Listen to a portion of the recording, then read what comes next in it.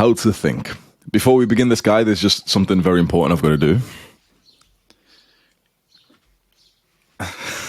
Okay, let's begin.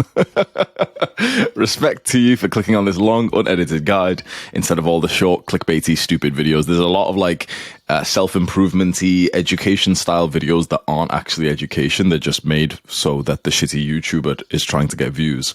I'm trying to make guides that actually change your life.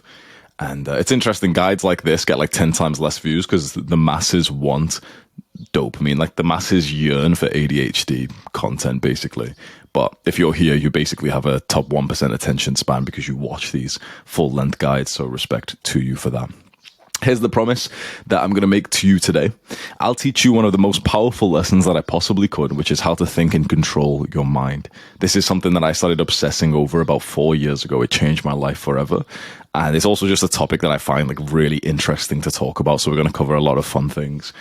Why should you listen to me? Well, I went from having a mind full of negative bullying thoughts to literally forgetting that negative thoughts were a thing. So I literally just a few days ago, I went on a call with one of my students and he asked for advice on this, basically like negative intrusive thoughts. He tells me like he wakes up and his mind is, you know, saying words to him that he's, oh, what if he fails? He's embarrassing his family. He's this, you know, it's, oh, life sucks and everything. And I was giving him advice and I said to him as well, I was like, you know what? Like you've just reminded me that these things are still things. Like I haven't had thoughts like that for fucking ages. So I don't know if you believe this or not, but like you can be a kind of person who doesn't have like negative thoughts in that way. Like by all means, you know, sometimes I wake up and I'm like, oh damn, like I should have done that thing. That's fucking stupid. I didn't do that thing. So maybe I'm still, you know, not 100% just positive thoughts. But when I remember just a few years ago, I used to wake up with those kinds of like belittling, bullying thoughts every single day. I always used to doubt myself. I used to have like a lack of like self-belief. And these days, like I wake up in not always like a happy mood. You know, often I wake up and I'm a bit tired, whatever. And, you know, you've got to like start the day, whatever. But my mind actually says quite a lot of like positive, loving things to me. My mind basically makes me more arrogant because of like the level of like self-love and pride that I have. Like when I walk past like the mirror and I see like my physique, I can't help but like my mind automatically says nice things about me. It doesn't say like, oh, look at that little part of your body. You know, like for most people, their mind will make them like look at a specific body part and say, yeah, see that, like you still look bad. Mine doesn't do that. Mine only says nice things about me, like in terms of my physique, my success and stuff. And so it's a beautiful place because in a weird way, I think I'm growing more because of this, because I'm constantly in more of like a positive, loving, creative mood rather than that sort of shallow, like insecure mood that you thought that, you know, you'd get to with the negative thoughts. So I hope that makes sense. But basically, I've made a lot of progress in this. And I think that's why you should listen to me, because I'm not someone who's always had positive thoughts. I've grown up in like a traumatic, abusive household. And so for me to say this to you right now, that my mind is fairly positive, it's quite an accomplishment that I actually really worked hard for. So I hope that I've got like a lot of good things to teach you in this video. My name is Hamza. My current mission is to educate 10 million men. Basically, I've got about 3 million total followers across all platforms. And when that hits 10 million across all platforms, I'll deem this goal as a success. I'm learning out loud as I go along my own journey. So you can just watch some of these videos, go through like my other social medias and stuff, my email list, my Twitter, whatever. Use what's helpful, let go of the rest. You can subscribe to get these educational guides on your homepage instead of the clickbait entertainment videos that are disguised as self-improvement videos and education videos. So if you want some like actual like good value on your YouTube homepage, because these are basically like courses for free, then make sure you subscribe, because then it'll actually show up on your homepage. If I've changed your life, go leave a nice comment below with your story, because it might help another guy who's reading it as well. Final thing, the top link in the description is my email list. Go click that right now. You get free emails like this sent to your inbox. I write them all myself. It's very, very detailed. There's like another 1,000 words here where I'm autistically writing down like how to speak to people in public, how to cold approach girls, how to look more attractive, all that kind of stuff. Top link in the description. Go there right now. Here's what we're going to cover today on how to think. Number 1, manual versus automatic thoughts. 2, positive thinking that make you happy and attracts people. 3, everyone is insecure. Think big to avoid competition. 4, achieve goals. 5, self-image, the constraint. 6, we're going to rewrite history to cure trauma. 7, full responsibility for life. 8, no excuses, no cope, get to work. And finally, step, or it's not really steps, like the ninth thing we're going to cover is holding yourself to the standards that you set for other people. Let's go, and we'll begin with the manual versus automatic thoughts. So this is how thoughts actually work. And once I understood this analogy, my brain became so much more positive and pleasant. Basically, we have two kinds of thoughts. We have automatic thoughts, which are almost like intrusive thoughts that just arise in your brain. And this is probably like 90, 95, 99% of the thoughts that you hear in your brain. And then we have manual thoughts. Manual thoughts are the ones that we like forcefully implant. So do this right now. Like, just close your eyes and say like, my name is, and whatever your name is in your mind right now.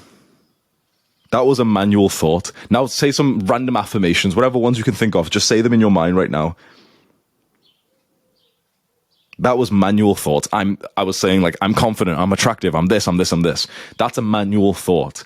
The problem for most people is their automatic thoughts are quite negative, hateful, belittling, right? And you probably agree with that. Like, if we could make our automatic thoughts more positive, our life would feel better. Imagine if you were getting automatic thoughts where your brain randomly said like, you've worked really, really hard. You should be proud of yourself. I'm really attractive. That girl likes you. Imagine if you were getting positive automatic thoughts. That'd be fucking sick. Imagine that. That'd be such a quality of life upgrade, wouldn't it? How do we change the automatic thoughts? Well, we actually change them through the manual ones. So what we do is we manually implant positive thoughts all the time, as much as possible. And the more often we manually implant them, the more often that soon they'll turn into the automatic thoughts. Basically, your automatic thoughts are just arise from like your parents and society and the media, the kind of stuff that was like implanting into your brain when you were young. Now, as an adult, your automatic thoughts are just from the way that your parents spoke to you. So the way that we change our automatic thoughts is now we have to speak to ourselves in a more pleasant, positive, loving way, manually. So what this actually looks like, if you really want to make progress and get some more like positive, loving, automatic thoughts, is start actually saying manually nice things in your brain. Manually force words in your brain that are nice to you. I am attractive. I am really successful. I am confident. Now, here's the thing. Don't be delusional. Don't be delusional. Let's be honest. Look, I'm just going to be totally honest.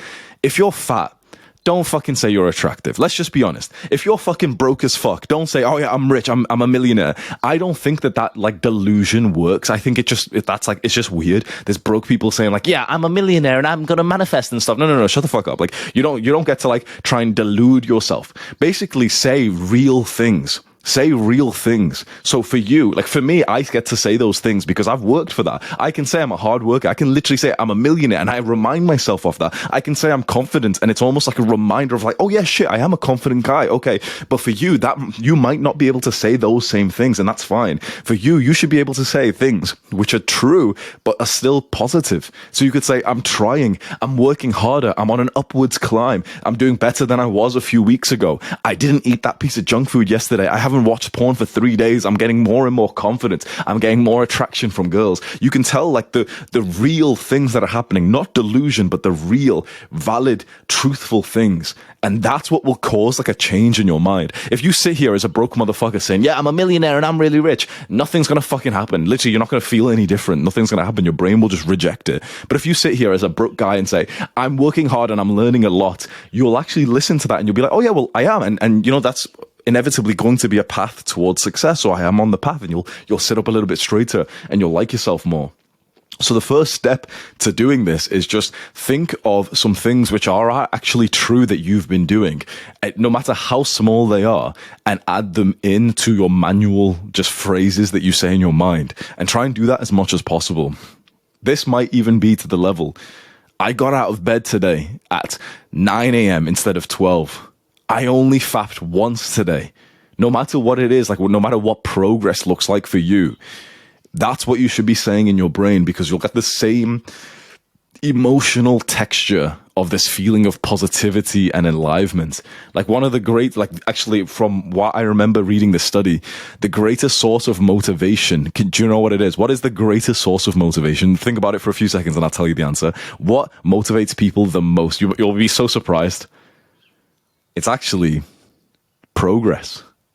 The greatest source of motivation which is, it kind of feels like cheating because obviously you're already doing the thing, but like the greatest source of motivation is already making progress. It's having momentum, because if you're already making progress, like imagine if you wake up and your biceps fucking so much bigger than it was before because you really, really trained hard, then suddenly you're going to be more motivated. You're not going to like look at your bigger bicep and be like, oh, can't be asked going to the gym today. You'll be like, fuck yeah, let's go to the gym. Like you'll get so hyped for it, right? So we need to make progress. So no matter what progress you have made, no matter how small it is, no matter if it doesn't like compete or compare to someone who's further ahead than you, it's fine. If you've made some kind of progress, use that. And if you haven't made some kind of progress, get the fuck up off your ass and start making some fucking progress. Even some small bits, even if you just get out of bed like slightly earlier, even if you just drink some fucking more water, even if you do some push-ups today, you just need a few things, like small things that are a bit more progress than yesterday or the week before. So if you're down bad as fuck right now, if you drop down and do 5 push-ups, that's probably more push-ups than you've done like in the last week.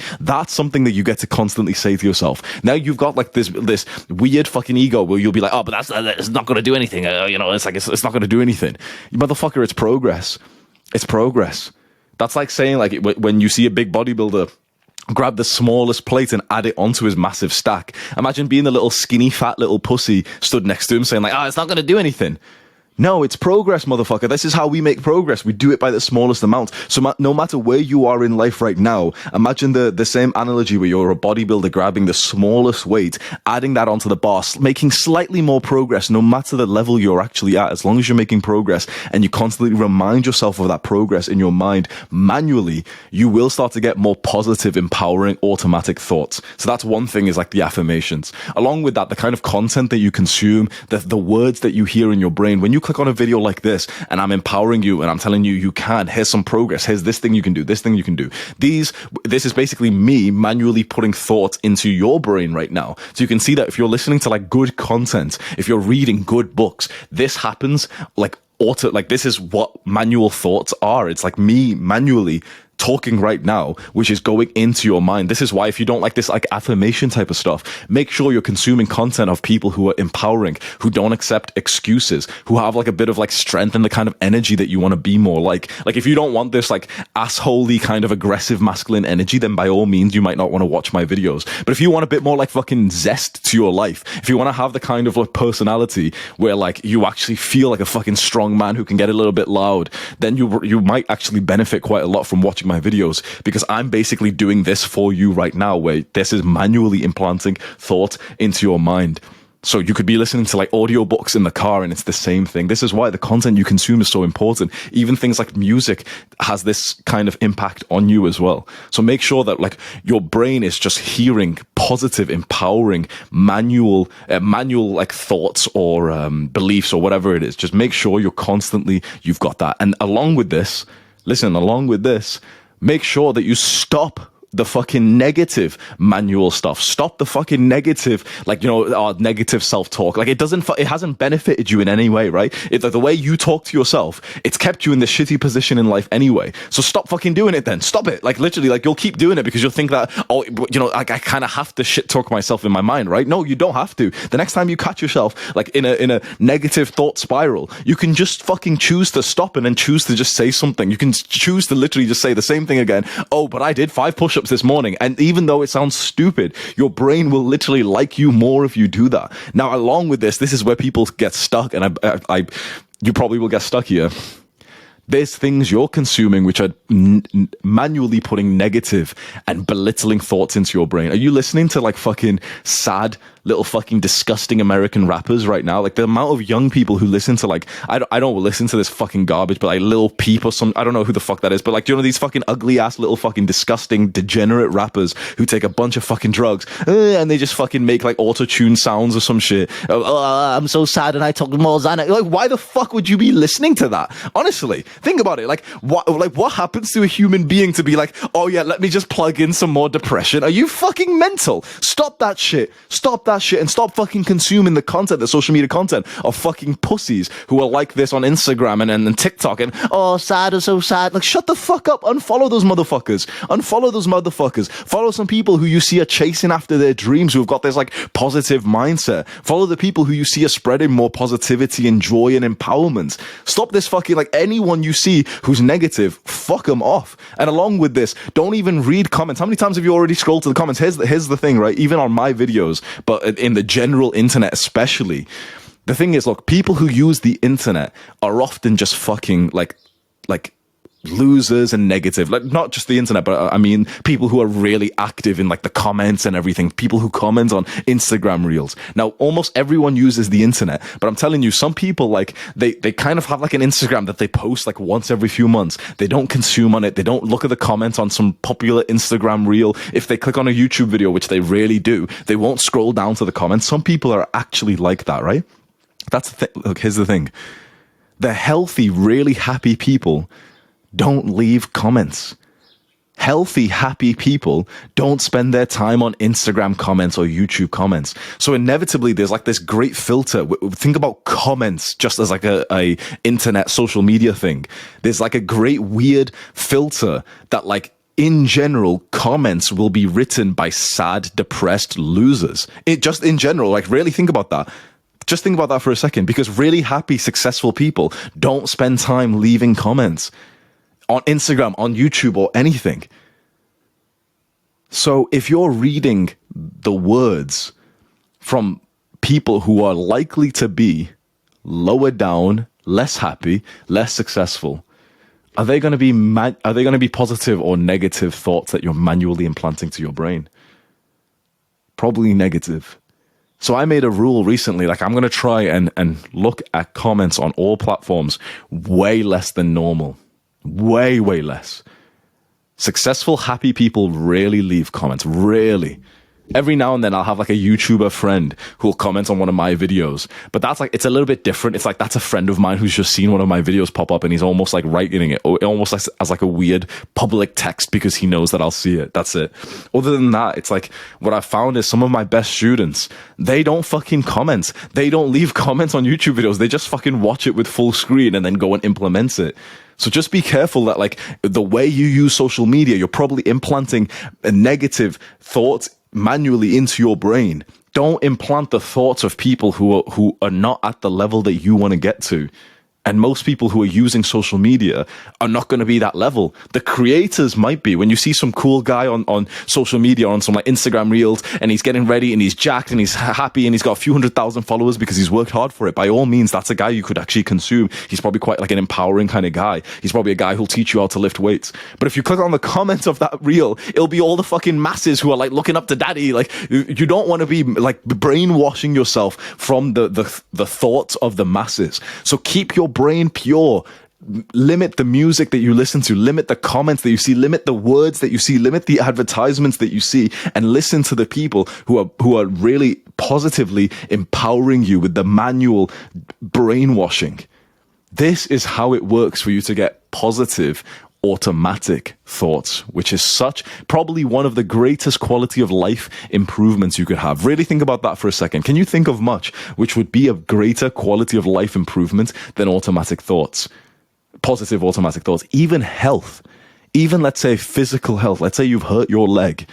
If you have positive automatic thoughts, in a weird way, you'll be fine, right? Imagine you've like broke your leg in an accident and you're there and and your parents are there in the hospital or something, but you've got positive automatic thoughts. In a weird way, you would be fine. In a weird way, I'd prefer to have like an injury where I'm literally harmed physically, but I have positive automatic thoughts, than being able-bodied but having negative automatic thoughts. Think about how powerful that is. I'm literally saying it might be better to be disabled but have positive automatic thoughts than to be able-bodied and have negative automatic thoughts. This is how powerful this is. Take this seriously. If you are like really taken back by everything I've said, don't be scared to like rewind and just watch this bit again, either now or like, in the future, because we've covered the most important lesson I could give you already. I wanted to put that right at the front. I know how most YouTubers like put their shit, like, you know, the most important stuff like right at the end to hopefully get you to like keep watching so they make more money through ad revenue. I'm already fucking rich, so I don't need to do that. So like, this is the biggest lesson I could give you. So if you only listen to one part of this long video, make it this one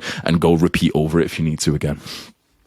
Next, we'll move into positive thinking that makes you happy and attracts people. So there's a happiness advantage. Happy people build more success. They get more creativity. They have lower stress. They have higher testosterone. When you're in a happy mood, you have these huge, vibrant benefits to your life. And here's the interesting thing that I've found. It makes you attract higher tier healed people. You would be so surprised of how many girls I have attracted just by being like a happy guy who smiles and laughs. I literally have girls who I'll ask, you know, when I meet like a girl for a date, I'll ask her like, what made you say yes to come see me today? That's like a question I always love to ask. And most of the time, like I can't believe how often the answer is the same thing of like, oh, well, you know, I saw you in the gym or I saw you, like you came up to me and you just seem like such a happy guy. It's like almost always the same answer. Basically, like if you can be happy, you will attract girls, you'll attract more money, you'll attract more happy people as well. And then you'll have like this positive feedback loop. So let's learn how to be happy. So here's the thing. If you do all of the health stuff, like the sleep and the exercise that you've probably heard is like essential for happiness, you'll still most of the time be in an automatic thought loop cycle. Even if you're healthy, you'll probably still wake up with somewhat like kind of negative rumination in your mind, which will then stop you from being like more of a happy person. So there's a hack, which is just thinking positively. The fastest way to be happy is to think more positively. And again, to implant more positive, empowering thoughts manually. And for me, the fastest strategy by far to be more happy is to fake a smile. I literally just remind myself like smile, and I'll literally just manually force my lips to smile. And for a few seconds, I'll do that. It seems kind of absurd. And it almost ends up like turning into a real smile, which even if you're faking a smile, which you don't feel like it right now, what I've found is in a weird way, we think that we're supposed to feel a feeling and then our actions will change. We think that we're supposed to feel happy and then we'll smile. But actually, I think life works in the opposite way. Mark my words.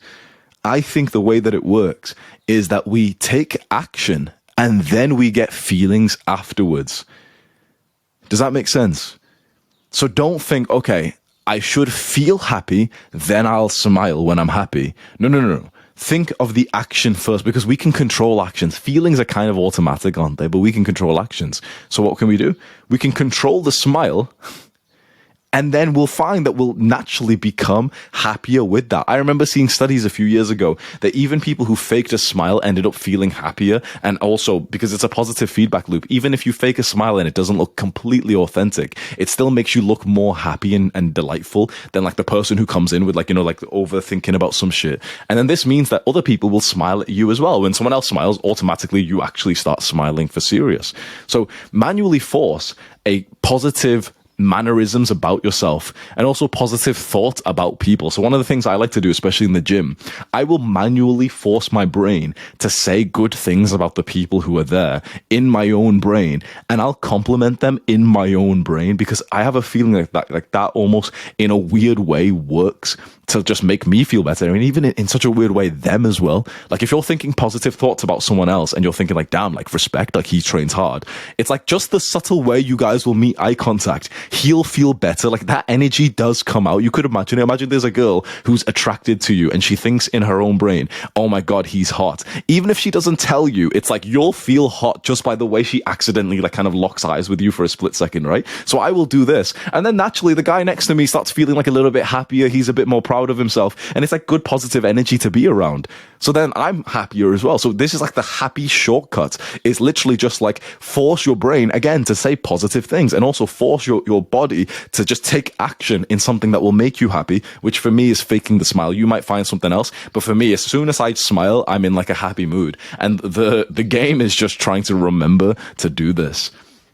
Let's go over number 3, which is everyone is insecure. Think big to avoid competition. So imagine the 10 out of 10 hot girl in the gym or club. Like if you've been to like parties or whatever, you've seen sometimes where there's attractive girls that you probably get with. And then there's a fucking like couple of girls who are fucking gorgeous. They walk in and every guy starts getting some like intimidated. Even like the Chad rich type of guys start nudging each other. They're looking a few times and everything. And then some confident guy goes up and gets her.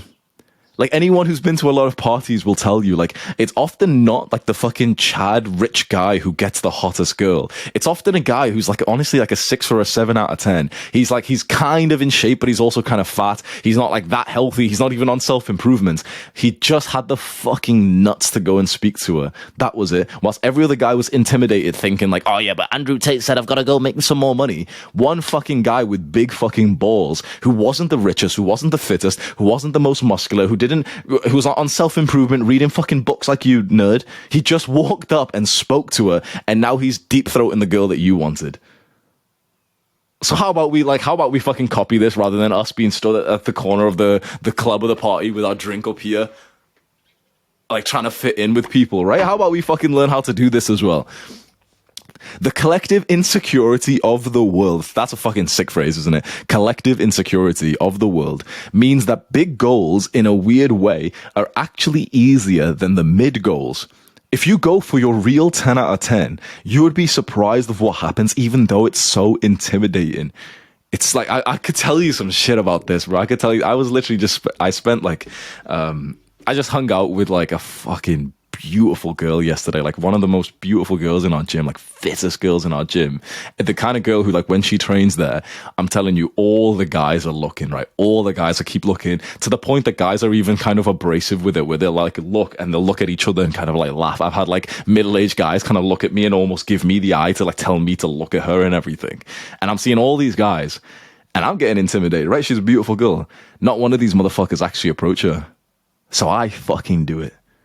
And now I'm hanging out with her yesterday. And it's actually fucking sick. She's a nice girl as well. So just go for your real fucking 10 out of 10 and you'd be surprised of what happens. Plus, here's the interesting thing. Your 10 out of 10 is not everyone else's 10 out of 10. This is so interesting. The girl that you are intimidated by, that you think is a 10, another guy actually thinks that she's like a 6. And so for another guy, he's going up and just going to like, speak to her and casually like, he'll go up with a bit of confidence. He'll end up fucking her because he went up with this calm energy, because he wasn't intimidated. Whereas you'll be stood there thinking like, wait, girls like her exist? Oh my God.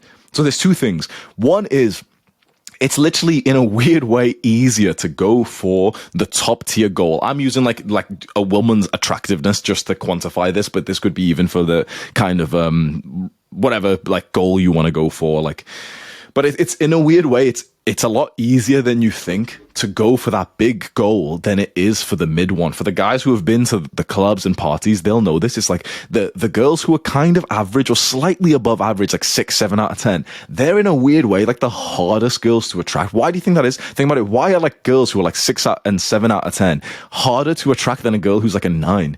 Because the 6 and 7s get like 10 times more guys who will go up to them because it feels a little bit easier. They'll get 10 times more guys who go up to them. They'll get guys who are really, really attractive, really rich, still fucking them. They'll get all the little fucking beta males speaking to them, the simps and everything. They'll get so much attraction because they're kind of like reachable, they're kind of attainable. But the most beautiful women, like the really beautiful women, the 9, like it's such an autistic thing, the 9 and the 10, but you get what I'm saying, right? Those kinds of women, they don't get approached as much as you think they do. Now, in certain areas they will, like in Miami, okay, sure that they will. In Dubai, probably, like, I don't know, but just in general, when the hottest girl in your gym, she gets approached less than you think. She just gets stared at. And so when you're like, so she might not like hold eye contact with you. These kinds of girls don't, because they get so many. Basically, if they ever look at a guy, he'll be looking. So these kinds of girls often don't hold eye contact or smile at you, like just when they don't know you. But if you just fucking walk up, you might be surprised. You might have been the first guy who's cold approached her in weeks or in months, because literally these girls are quite intimidating.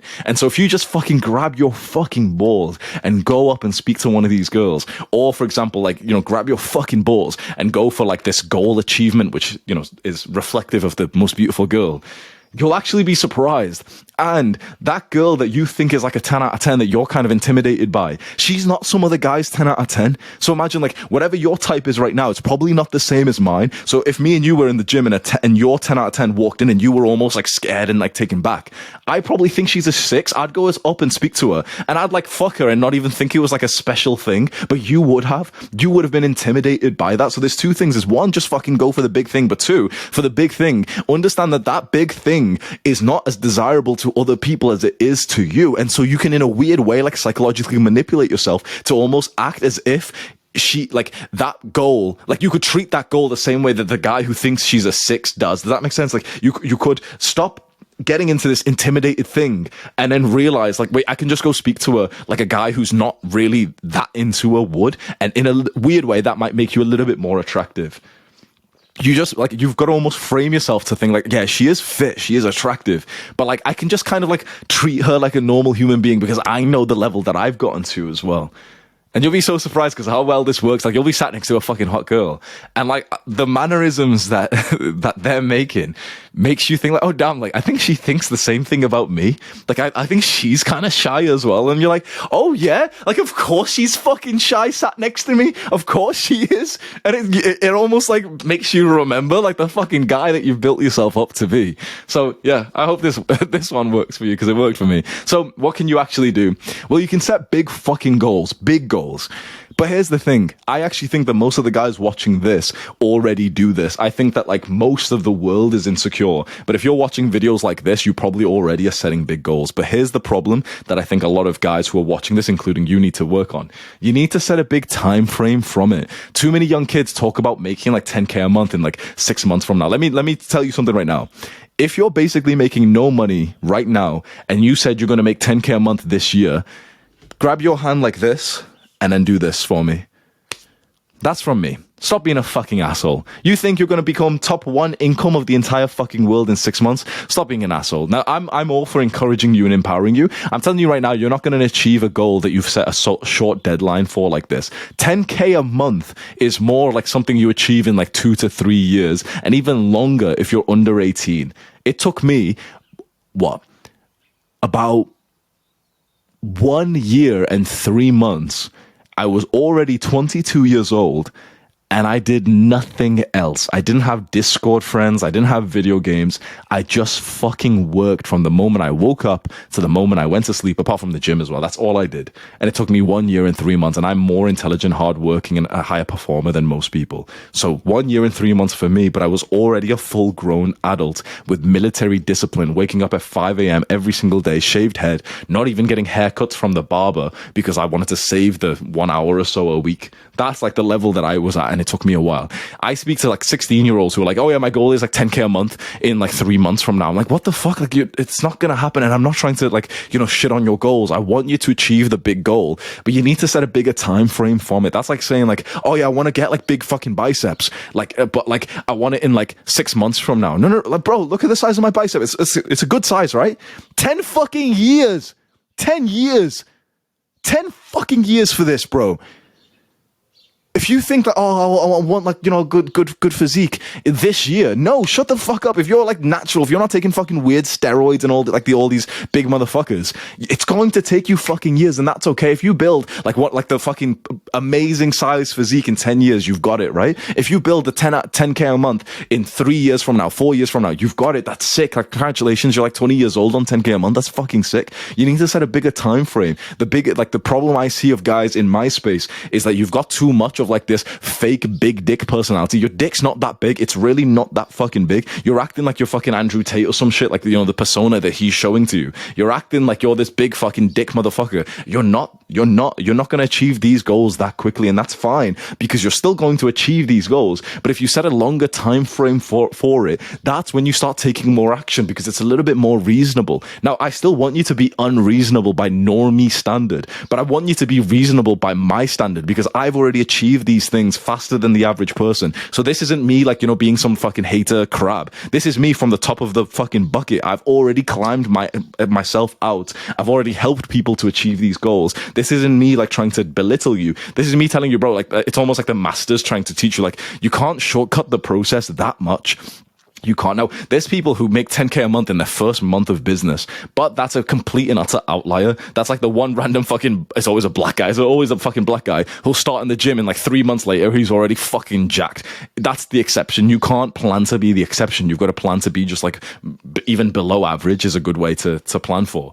So if you set these big goals where you're trying to avoid the competition and you're setting these big goals because, you know, you're a really ambitious guy, that's sick. But set them for a longer time frame, because that way you've got way more patience, you've got way more time to make sure that you're doing things in the right way. The kids I speak to who set like this goal of like making 10K a month, they do it in this really like fickle, insecure, fast-paced way where they're really impatient, and they end up building a weaker business where, one, they often don't even achieve the goal, and even if they do, then they end up dipping below 10K and like never getting above it because they made like a really weak business. When you set a bigger time frame, you start looking at it in like not just the end result, like the money you want to make or the girl you want to attract, but rather like the best way to go and do that. So we've covered everyone is insecure. Then step 4 is how to achieve goals. So once we've set massive goals, how do we actually achieve them in the frame of thinking? We want to dedicate as many of our thoughts as possible to our goals. Really think about what I've just said, because I know it sounds like common sense, but think about that. We want to dedicate as many of the thoughts that we get as possible to those goals. We have like, I don't know, thousands. Let's just make it easy. 10,000 thoughts a day.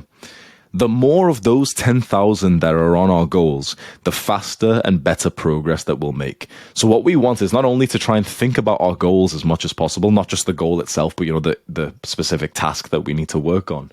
But also, we want to limit our thoughts about other things. This is how the top performers live. And this is the difference between the top performers and the guys who are probably like struggling with actually getting good achievements.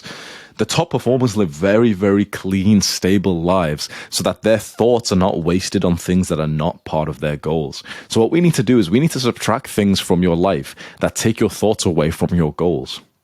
Things like what to wear, the drama that you have with people, the mid girl you're texting right now, the old bad habits you barely enjoy right now. You know, when you're playing video games and your thoughts go towards what you're going to do in the video game and the I don't know, the way you want to go play later, or like you're watching some TV show and your thoughts are going towards that and you care about the characters and you get like little fantasies with it and everything. You've got like some dumbass friends who aren't really friends, they're kind of insulting towards you. When your thoughts go to these things, they're being used up and they don't go towards your goals. The only way to compete with the killers is to ruthlessly sacrifice everything other than your goal. You've got to take this seriously. Now, if you've watched this video, you keep watching my videos, you're the kind of guy who really wants to become like a high performer and you want to have huge achievements. This is the hardest part of achieving things. It's not like, you know, it sounds so cool to like do the work and get the result. No. To achieve things, it's often more about sacrifice. It's sacrificing things. It's seeing your parents get older. Like it's seeing my mother's more silver hair on my mother's head. Knowing that there's conversations, like deep conversations that would be so healing and so interesting to have. And not having them because I just want to keep working. It's not celebrating families, birthdays, Eid, like religious events, ceremonies, you know, special days. And just being that one strange family member who's just in his room working. It's having girls who want to see you, who you often say no to because you just need to work on the goal. And then they send you the message saying like, oh yeah, they don't want to see you anymore because you're too distant.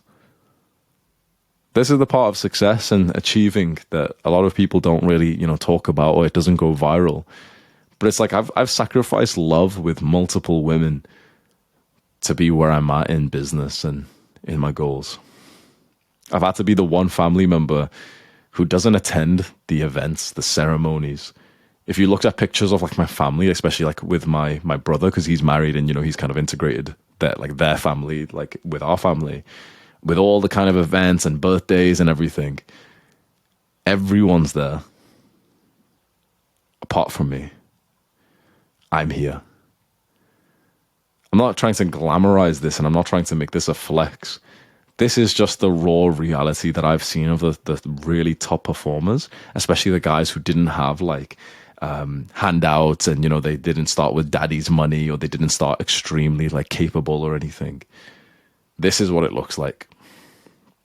You've got to reserve as many thoughts of yours as possible on the goal. So that means, for example, if you want to become like a bodybuilder, you can't have a lot of your thoughts going towards martial arts and other sports, because you will not be able to compete against the guy whose thoughts are only on bodybuilding.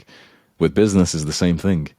You won't compete with the killers in business if your thoughts are also going towards like some other hobbies that you're doing and some other career that you want to get into and some volunteering and all this other cute stuff.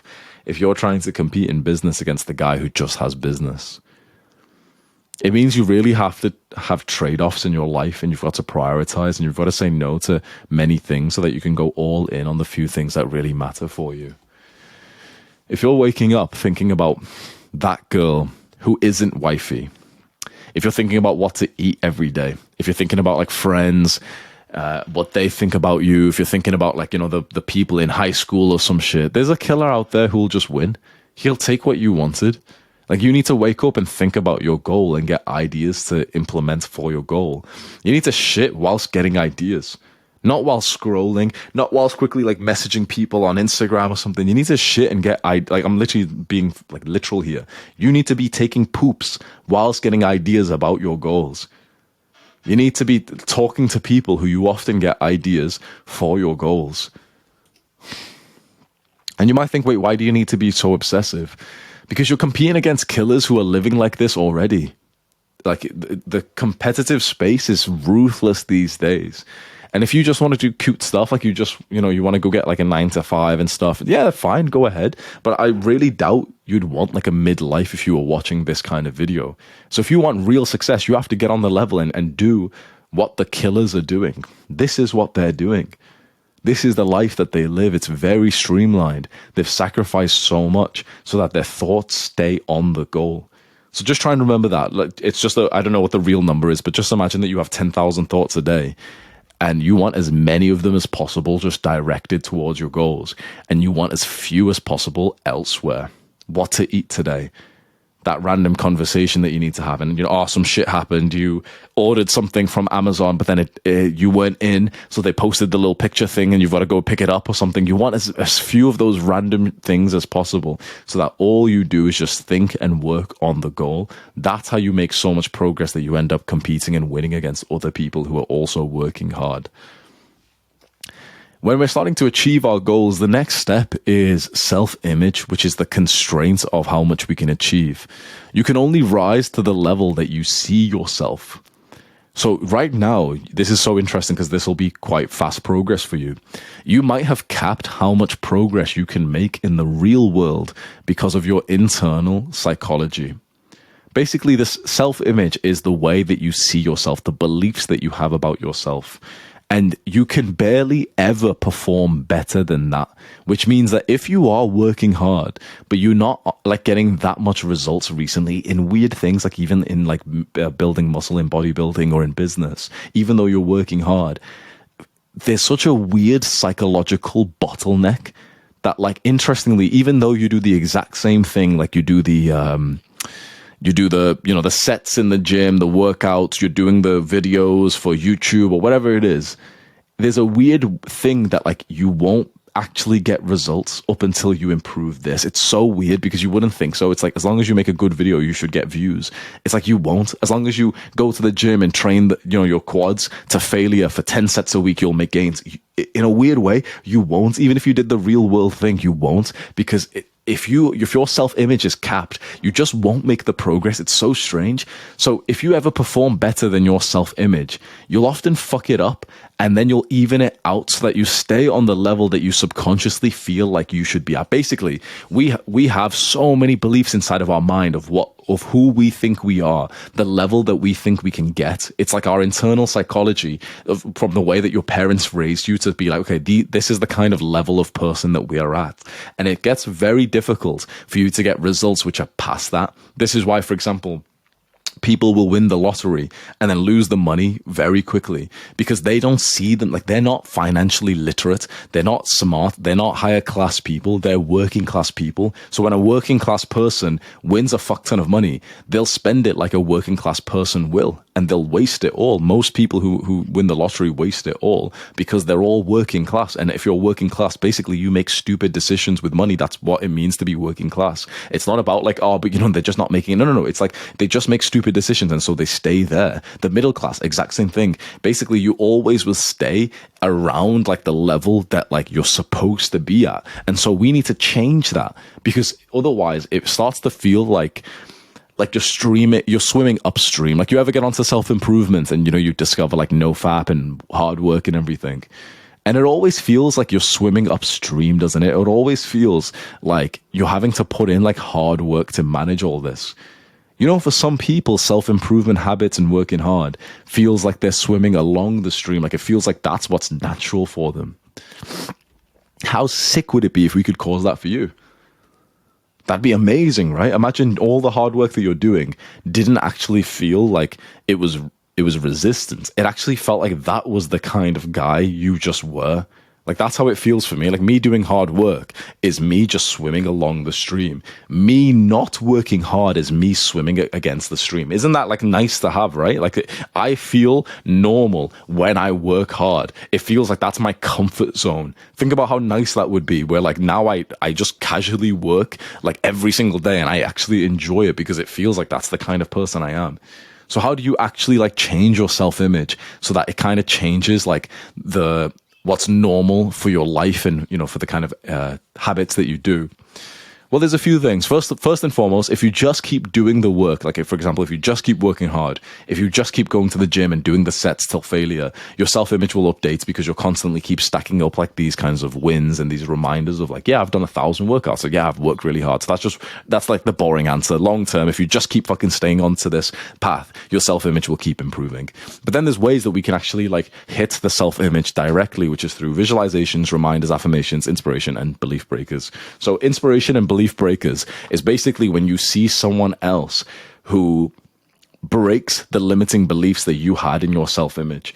So when I was like 12, whatever years old, I thought that because I was brown, I couldn't attract girls. I thought that brown guys just had to be ugly. That was like a genuine belief that I had. Although, you know, I never said it like that. It was like a belief that I later can define as that. And I just fully believed, like, yeah, I couldn't attract girls. No girls are into me. One day I go onto Facebook. So this was, you know, years, like over a decade ago. I'm 26 years old now. So this was like, I don't know, I'm 12, 13 years old. I go onto Facebook and multiple girls had posted the same picture of this Pakistani guy named Zayn Malik. Basically, the singer went viral in my country. He was like a brown teenager, like 13 years old, you know, proper cute and everything, right? And so many girls were posting his picture on their Facebook with like, you know, like little, not emoji. We didn't even have emojis back then, I think, but it was like, you know, with like sexy smiley faces or whatever, right? Like they were really attracted to him. And just like that, my belief broke and I was like, oh, brown guys can be attractive. It's just that I'm not, but I'm not limited by something I can't change. I can become more attractive. I needed that inspiration, that belief to be broken. And you know what happened? It took me, you know, a while to be able to really keep breaking the belief and make progress. But I actually had around that same time, like before I saw that picture go viral, there was a girl in my class who actually really liked me and had feelings for me. And I would have made her my girlfriend. It would have been fucking sick having that experience when I was like in 13, 14, whilst all my friends were having like little girlfriends and I felt like I couldn't attract anyone.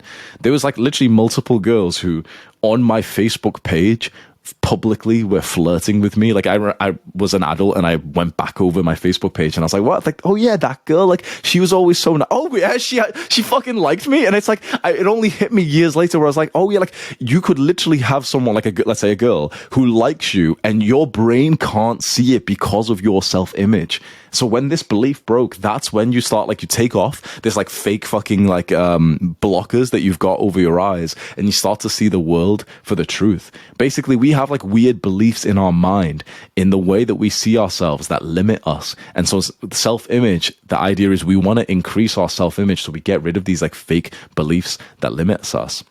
You can also do visualizations, which is kind of like where you close your eyes and you play a mental movie of you like performing well in the area that you're thinking about. So for example, it's like you walking up to a hot girl and she's really interested. She's turned on by you and she gives you back your phone with her number in it. Then you guys date and you see that the human side of her. Instead of just fantasizing about her, you see the human side where she's like a bit of a weirdo loser as well. Like when she really shows it and everything. And it's like you start like you play this mental movie in your mind and it kind of normalizes it. It kind of like, gives you a reason to kind of like, practice with that energy, so that way, imagine like just that specific thing. Imagine like the hottest girl in your gym right now. Imagine if you visualize like you and her really getting along and you end up seeing the unintimidating goofy side to her and you realize she's human just like you. Now imagine if you go and speak to her. Now imagine, because previously you might have spoke to her with this intimidation that, yeah, she's the hot girl in the gym. Now imagine if you see her in like the goofy vibe where you imagine she's next to you and, you're basically imagining you guys are in like a pretty good relationship or something. Then you go up and you treat her like that. And suddenly you're standing out. You're not like intimidated like every other guy. You're performing better. Visualizations have been proven to really have a good impact. There was a study I read of two groups. One of them went to the basketball court and practiced basketball. The other group closed their eyes and practiced basketball just mentally in their own mind. They both improved their skills to the same level. But the difference, so think about it, that's fucking amazing as it is. But the difference is the second group weren't fatigued or sore. They weren't exhausted. Almost every athlete seems to do visualizations. So it's very interesting. And then finally, the reminders and affirmations. Like affirmations we kind of covered with the positive thinking, manually implant positive words in your brain. And reminders is just reminding yourself of the things that you've done well. So very similar, like the affirmations. It's like thinking to yourself like, yeah, I attracted that girl. Yeah, I worked really hard. Yeah, I've uploaded 100 videos before. You're kind of reminding yourself constantly of the work that you've done so that you can break through the psychological limitations that like your parents and the movies and whatever all put onto you to make you feel like you are a certain level. You break through that with constant reminders, visualizations, inspiration that no, you can go to whatever level you like. You don't need to be constrained at this level. The sixth thing we're going to cover is rewriting history to cure trauma. So a lot of childhood trauma actually comes from the story we tell ourselves about the pain, not the pain itself. So what we can do right now in this part of this guide together is literally change the story and feel benefits immediately. The reason why trauma hurts so much is because it still impacts your life decades later, even though the physical scars have healed. Think about that. Like when we hurt ourselves, not traumatic, but whenever we just get like a little boo-boo, little accidents, it hurts, right? Physically it hurts, whatever. But then it goes and then it's just like a cool scar that we've like got on our hands or something, right? That's it. The reason why trauma is really bad is because the scar heals after months or weeks. But the psychological trauma stays and changes the way you behave, basically forever up until you deal with it. So a lot of us carry like a lot of trauma from like random shit from childhood, from early years, and we never actually like heal it. And so we've always got like these weird parts of our body, of our like psychological history that are determined by that pain that happened to us like 10 years ago. Like you'd be surprised. The way that you act with a girl is sometimes a bit fucked because of some shit that your like mother or your father did to you when you were like 2 years old, which you barely even remember. Think about that. And imagine like, your dad shouted at you or slapped you when you were a baby. Imagine how that might come out in your adult relationship. Probably not in a good way, right? Probably not in a way that actually serves you and your woman, right? So we want to make sure that we can heal this stuff. And so the way that we can do this is through rewriting history, which is a tactic I learned a few years ago. I think I learned this from The Body Keeps Score by Vendel something. You can go have a look at the book title, The Body Keeps Score. So this is what we do. We journal or we think about the traumatic period and we rewrite the story of why it happened so that we have like a new story, which is no longer about the fact that we didn't deserve love. Basically, it always comes down to that. So imagine if your dad beats you. Instead of you thinking, yeah, your dad beat you and he's an awful person, and that's like the conscious thoughts you have about the situation. Look at me, don't read the text just yet, just look at me. Instead of thinking it like that, where you consciously think, yeah, your dad was a bad person, and subconsciously you'll be acting in ways that makes you crave like daddy's love, and that comes out in weird ways in your relationships and everything. What we want to do is change the story where, for example, we can close our eyes and visualize it, or we can write it out of what happened and start to almost like cope and change why it happened. So we can say like, oh yeah, my dad beat me, not because I was a bad child, but because his father did the same thing. So if his father did the same thing as a child, everything your parent does to you, we assume like that's love. So your father beat you because his father did that to him. And so your father, like, he thinks that's what love is. It was never about you. You deserved love.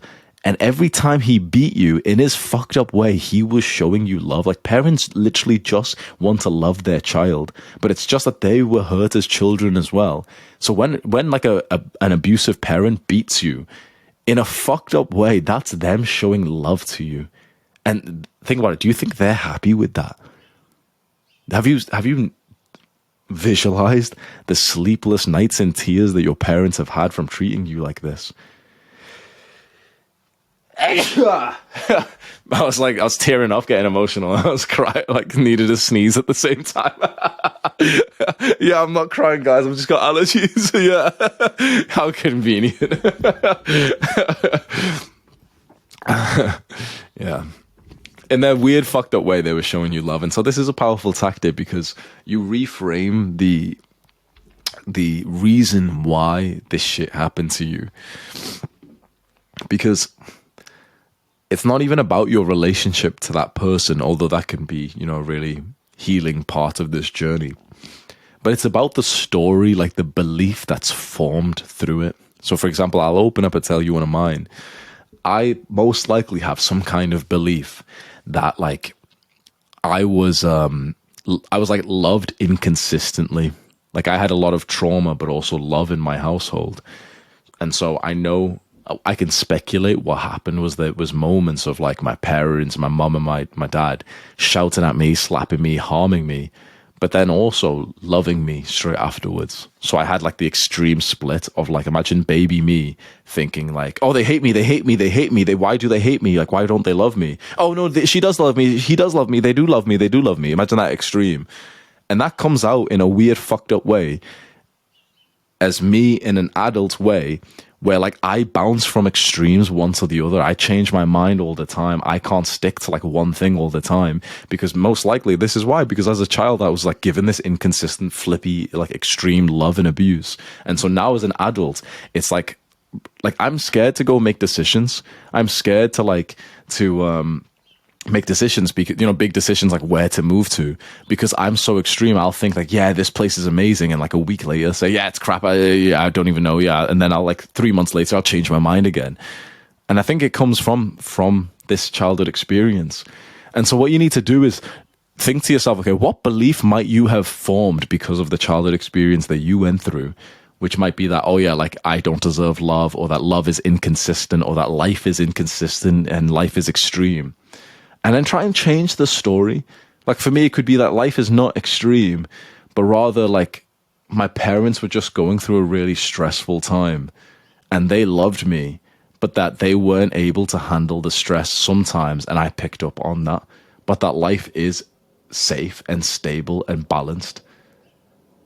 If I go back right now and almost speculate or visualize or write the story of what happened, I can almost manually kind of change the meaning of the story, where I am not the child who deserved to be or didn't deserve love, but rather my parents were just kind of struggling with the pain of, you know, being a human, of having children and those kinds of things.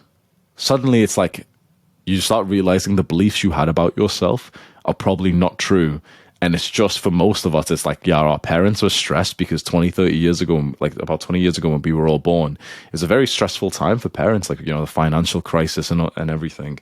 There was no like, wasn't many good parenting books. There wasn't that like self-improvement YouTubers. Our parents didn't have Jordan Peterson, they didn't have Hamza, they didn't have Andrew Huberman, they didn't have like, you know, these people on the internet giving advice and giving education. They just had their parents. And so if your parents' parents traumatized your parents, then your parents probably were going to do the same thing for you, but not that, you know, you deserved that. But that was like their love. Like every time your dad slapped you, what he was actually saying was, I love you. And that's how he loved. And how fucked up is that? Like, you know, from his behalf, but in a weird fucked up way, I hope it makes you feel better about yourself to know, like, as a child, you didn't deserve that. And it didn't mean anything about you. I remember seeing research that showed that the way we recall memories literally changes the memories. I don't remember where I saw this. Maybe someone can talk about it in the comments. But I remember seeing that, like, if we recall memories with a particular cue, if researchers told participants to recall a memory, but then put them into a certain kind of emotion or whatever, after a few times, people literally change the memory completely. So we can literally change our traumatic memories to serve ourselves and to capture the power. Instead of having traumatic memories that we look back to and we're so sad, what if you just like take all the power away and reframe that traumatic memory and tell a different story? Tell a different story where you're the one in power. Instead of seeing yourself so weak, think of the story in some other way where you weren't traumatized, but rather it was just like someone who was going through some shit, but like, you're fine. Like you got love, you deserve love. You still had a roof over your head. You still had parents who went out and worked for you. They didn't need to do that. So it's something to consider. Maybe I'm not too sure if I've explained this as well as I possibly could. It's not something that I understand completely, but it is something that I've kind of like done a few times here and there, and it has kind of helped me. To be honest, I don't really journal it. I just kind of like mentally kind of cope. So that could be another one. It's like cope to cure trauma. Just kind of like cope on behalf of your parents, and just believe to yourself the reason why they hurt you was not because you deserved it, but just that was like the people they were, unfortunately, because their parents raised them in the same way. Number 7 is full responsibility for life. It's such a simple mindset to improve your life. We just have to take full responsibility of everything that happens, especially the bad things, the failures, the mistakes, the breakups. And you've probably heard this quote before, but the question that comes up into most people's mind is like, but why would I take like full responsibility if it's not my fault? Is it actually 100% your fault? No, often it's not. I won't lie to you, it's not. But you actually improve more with this mindset. So you may as well just claim that responsibility experience for your own development. Do you get what I mean? So it's like, in truth, in the objective truth of the universe, are you actually fully responsible for something like a breakup or, you know, some mistake? Often no, often other people were kind of responsible as well. But you actually benefit more if you just adopt this personality and have this kind of like high performer mindset where you take full responsibility of everything that comes your way. Because people love to blame, you know, like we just covered the trauma section. People love to blame and say shit like, oh, it's my dad's fault. Oh, yeah, I'm like this because of this. I'm like this because of other guys. I'm like this. The girls will say this all the time. Like, I'm like this because of my ex. I'm like this because of this. Guys will say, oh, I'm like this because all women are like this. But that doesn't help you in any way. People will keep arguing this point and be like, no, it does because of this, because of this. But like, look, high performers ruthlessly optimize themselves. And a way they do that is by taking responsibility, because that's how you get the opportunity to keep battling loads of different obstacles, keep improving from loads of different setbacks. So you can argue whether you're right or I'm right in this case. I don't give a fuck who's right. I just care about what makes my life better. That's it. So that's why I will take responsibility for as many things as possible. I'll try not to blame other people, because when you blame other people, you're basically passing the power to them. Like, how the fuck does that benefit you? There's some quite like simple people, they won't understand this, but I think if you've watched this far of the video, you probably already understand this concept, to be honest. No excuses, no work. No excuses, no cope, get to work. Understand that 99% of the excuses in your mind to not do the work are simply that, excuses. Here's the interesting thing. You almost never admit in your mind, I'm a fucking pussy and I want to cheat on my diet today. Does that make sense? Like you when you're about to cope in your mind, you never actually say, I'm going to be a bitch and do something bad. You never say that. You cope and say, I'll have a cheat day because that's productive. And when you eat more calories, you're bulking. I won't do the work, like the task that I said I would. I'll do the other important task right now. Stop the cope. Like when you catch yourself coping, admit to yourself that you're just being a fucking pussy, and then see if you really want to continue. Look, for what I'd say is like the weaker people, they just make excuses. For the more intellectual people, which you probably are here if you've watched this entire video, you're probably more of a coper. I'm a coper as well. Like I've found that lower performing people just make simple excuses. But guys who are a little bit more intellectual, like if you've watched this kind of educational video and you really care about self-improvement and becoming a high performer and everything, you're probably pretty good at coping. Coping is where instead of just saying, oh yeah, like I'm about to do something bad, you, in a weird way, you cope and say like, oh no, it's not a bad thing. See, I don't do anything bad. It's not a bad thing. It's actually productive in some way. That's the way that us kind of intellectual people end up making excuses, is that we convince ourselves it's actually like a productive thing. So we're about to like cheat on our diet and we'll just think, oh yeah, but it's like high calories, so it's like good for bulking or something.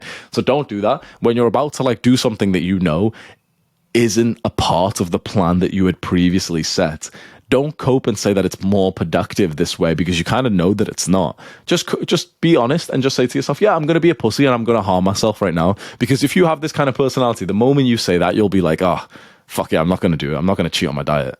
The moment you actually say, oh, like I'm going to be undisciplined right now and cheat on my diet, you won't even enjoy that food, bro. You won't, like, that's my little action step for you. Next time you're about to like cheat on your diet, or next time you're about to basically bitch out or something, don't say anything else other than I'm going to be undisciplined and do this bad thing. Because the moment you say that, I guarantee you'll be sat there with the food in front of you thinking like, damn, like I don't want to be undisciplined. Even if you eat it, you literally won't even enjoy it now. And you'll be like, fuck it, I'm not doing that shit again. So we need to stop coping. We need to like really stay vigilant and to think to ourselves, like when we're about to do something bad that we know is bad, we need to stop saying that it's in like some weird productive thing. We need to just admit to ourselves, yep, this is a bad thing. I'm not being disciplined right now. Because the moment you say it like that and you talk about not being disciplined, I think it'll hurt your self-image, like your self-esteem so much that you'll take a step back and you'll be like, yeah, you know what, like, fuck it. Like, yeah, I'm not going to do it. Fuck it, I'm not going to do it. I'd rather stay disciplined. The final thing is holding yourself to the standards that you set for other people. So this is the secret of self-respect. So self-respect is how much you like yourself. And you get self-respect when you hold yourself to a high standard. If you do this in multiple areas of life, it makes you immune to depression. I know that's a big take right there, but I am quite sure of this. You are immune to depression if you hold yourself to a high standard. You can't be depressed when you have self-respect. Now, here's an interesting counterpoint. A world-class athlete can still be depressed. Like, you could imagine that, right? You've probably seen some, I don't know, some like posts or whatever of like world-class athletes and big entrepreneurs who have been depressed. But that's actually because they're performing below their standard in other areas. That's interesting, isn't it? So when we've seen like, really successful people being depressed, it's only because they are performing below their standard in other areas like relationships. So the secret to liking yourself and to not being depressed and actually being quite like energetic and positive is to hold yourself to high standards and to meet or excel those standards. But it needs to be in the areas of life that you care about. That's how you unlock happiness, and that's how you really like live not just a life where you're thinking about positive things, but you actually start to develop really real world positive things around you because you set yourself to a really high standard. But you have to do that in multiple areas. Otherwise, you can be like world class at like some sport. But if you don't have love in your life, then suddenly, you might end up becoming miserable. Now, this doesn't mean that you need to have those things in your life. Like, most likely having love in your life is a good thing, but you need to figure out your own values and think about like the things you actually really care about, and then set high standards inside that. When you meet those standards, you will automatically like yourself and not feel any symptoms of like mental illness. That's my belief anyway. It just requires hard work. This is the non-sexy approach to the cute self-care mental health shit that a lot of people like to talk about. You know, mental health's so important, and like we should have self-care days. No. A self-care day is not where you make yourself like a cute little bath and you've got a little bath bomb and you eat some junk food or something. That's not a self-care day. A self-care day is when you grab a fucking kettlebell and you fucking exhaust, you command your body to obey you. That's what a self-care day looks like. A self-care day is when you park up your car and for as high as you can see, the mountain keeps going, and you think to yourself, I'm going to get there 5 hours from now. Me, like this tiny little ant, I'm going to go climb this biggest mountain in my fucking country. That's what a self-care day looks like. Don't listen to this like weak person's propaganda of like what self-care days are supposed to be like. You know, you basically like disrespecting yourself, you eating shit food which has got weird poison, seed oils, and garbage ingredients. A self-care day is what you should have every day, which is you holding yourself to high standards and working really fucking hard. That's what a self-care day really looks like for someone who's actually like mentally healthy and not trying to poison themselves or not trying to become more depressed. It's interesting. The more self-care days, like the conventional self-care days that you take, the more that you need, because like sitting around watching a movie is not self-care. It's not helping you. This bullshit that like a lot of weak people have normalized, like the need to relax with a movie or with snacks or with video games. Fucking imbeciles. Put themselves in a brain scanner. Let's see how relaxed their brain is whilst they watch a movie or play video games. It's not relaxed. You need to relax, go to sleep. So it wasn't relaxation that you wanted, was it? It was fucking dopamine and stimulation. Self-care comes from doing hard shit because of the high standard that you've set yourself. That's what self-care looks like. This is how you like yourself. If you don't like yourself right now, you need to do this. You need to set some high standards and meet or excel those standards. That's it. That's how you like yourself, and that's how you end up actually practically using everything we covered into your real life. So we've covered everything that I promised to you at the start. We covered manual and automatic thoughts, positive. You can read the list, fucking. And finally, the top link in the description, my email list. Go sign up right now, and you get emails sent to your inbox. It's really cool. I write them, and yeah, it's really nice. Thank you for watching. Do the hard work, especially when you don't feel like it. Mwah.